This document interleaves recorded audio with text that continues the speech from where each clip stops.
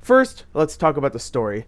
This time around, the story follows James Heller, who is a soldier that comes home to find his daughter and wife dead from the disease that killed many civilians in the first game and turned them into creatures that kill things. Heller then decides to go after the person who he thinks is responsible, Alex Mercer, the main character of the first game. He finds and attacks Mercer, but of course Mercer is a superhuman, so that really doesn't work, and he whoops his dumb ass quick and turns him into a superhuman. Mercer tells Heller that he gave him these powers for a reason, and he isn't responsible for the viral outbreak, and instead, an organization known as Blackwatch from the first game is responsible. Heller now needs to find out if Mercer is telling the truth or not, and how he can stop Blackwatch. I really enjoyed the story from the first game. I thought the character of Alex Mercer was interesting, and the mystery behind him turning into whatever he was very entertaining. Now, Heller isn't even close to as interesting as Mercer was, but I do like him. You feel bad for him in the beginning, and you start liking him later on for his dumb but funny one-liners. I mean, he just curses up a storm and shouts one-liners. I thought they were funny. I don't know. I like this character. The story itself was a lot of the mystery and conspiracy that the first one had, but it wasn't as captivating. Overall, the story isn't as good, but I still liked it. Let's go on to the sound. Alright, now let's talk about the sound. The voice cast in the game does a good job of voicing each of their characters, even though a lot of the voice actors are used over and over for different characters. Heller's voice actor did a good job, even though a lot of his voice acting, like I said before, is curses and one-liners. There's not much depth to his voice acting. It's just like, I'm angry, I'm going to shout and yell out curse words and say one-liners.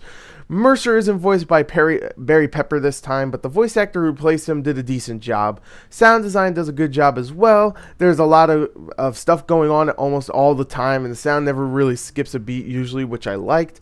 The soundtrack is serviceable, but nothing spectacular. Overall, the sound is good. So let's go on to the graphics. Okay, now the graphics. If there was anything wrong with Prototype 1, it was easily the graphics. Obviously, Radical Entertainment thought so as well because the graphics look so much better in the sequel.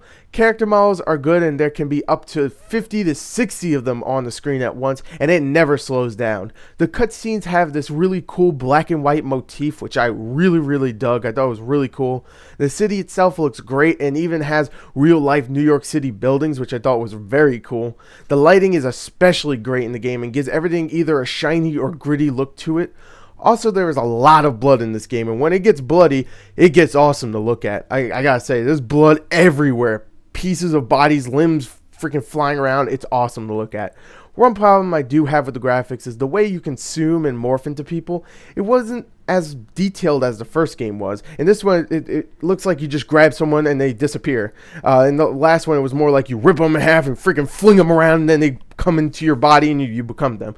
So overall, the graphics are much better in this game, but I would like more detail in the consuming next time. So anyway, there you go. The graphics are damn good. Let's go on to the gameplay. Now the most important part of any game, the gameplay. Just like the first game, you play as a superhuman wrecking machine that can turn his arms into killing machines.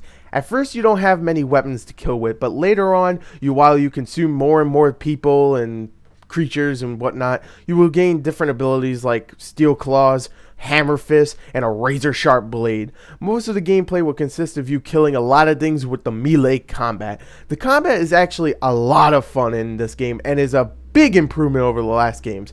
You can now map two of your weapons on the X and Y buttons besides having to constantly switch between them. You can block attacks with your shield ability or dodge roll out of the way, or you can even jump over an enemy, kind of like how Batman does in Arkham City, and then flank them, which is an awesome new addition. I really liked it. It actually even slows down time when you're jumping over someone, so you can like think, oh, what am I going to use now? Oh, I'll use Steel Fist. Blah, dead. You can perform different types of ground and aerial attacks with each weapon's ability as well. Each of them are gory as hell. The camera is much better as well, which I felt got a little awkward and cumbersome in the first game. Overall, the combat is a lot of fun and not frustrating like the first games, and doesn't really get repetitive too, because you always have different weapons that are being introduced, and it's a lot of fun. It really is. The game is set in New York City, just like the first one, and it is completely free roam. To help traverse this massive city, you have the ability to run really fast and automatically jump over small obstacles like ledges and cars, jump really high to reach buildings and certain mission objectives, run up buildings just in case it is too high for you to jump up, gliding while you're in the air so you can cover more ground without actually being on the ground, and an air dash which lets you boost through the air and gives you more gliding time. All of these abilities makes traveling around the city a very enjoyable experience all on its own. Besides just jumping around in the city and causing random acts of chaos, you can also tackle one of the many missions in the games. You can either do the story missions, which just progresses the story, or you can do Blacknet side missions, which if are completed will grant you a mutation point, which will allow you to become stronger in a certain aspect, like running, jumping, melee, throwing cars or people, or etc. Most of these missions range from consume this person, become him and enter a building undetected, or collect these creature samples as fast as you can.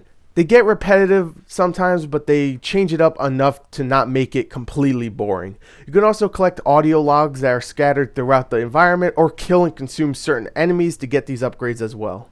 Now, besides the mutation upgrades, you also have your regular XP leveling system.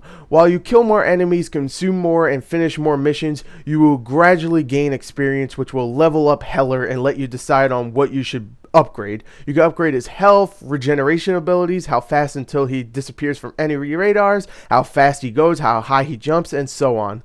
These two ways of upgrading your character really adds to the feeling that I'm actually this character and I am actually really becoming more and more powerful. So just to wrap this review up, let me tell you some other things that you can do in this game, okay? You can drive a tank. You can fly a helicopter. You have the ability to throw stuff like humans and cars. You can use weapons like rifles and rocket launchers. You can use enemies as human bombs. You can summon huge Hulk-like creatures to help you. You can drop kick helicopters.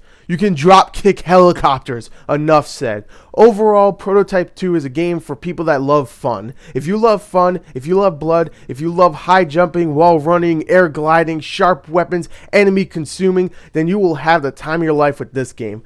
By the way, if you can't tell, I'm one of those people, and I do love this game. Story might not be better than the first, but everything else easily is. Radical Entertainment easily delivered with this iteration, and I hope I see a Prototype 3 in the future. So anyway, there's my review. Thank you and goodbye.